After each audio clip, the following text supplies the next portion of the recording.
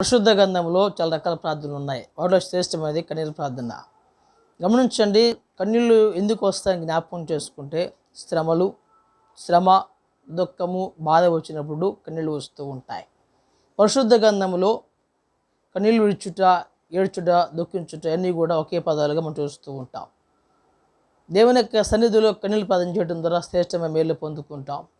మొదటిగా అన్న మొదటి సమూయేలు 1 అధ్యాయము 10వ లేఖన భాగంలో ఆమెకున్న దుఃఖాన్ని బట్టి దేవుని యొక్క సన్నిధిలో కన్నీళ్ళు పెడుతూ ఉంది. తద్వారా దేవుడు ఆమె కోరికను తీరుస్తూ ఉన్నాడు.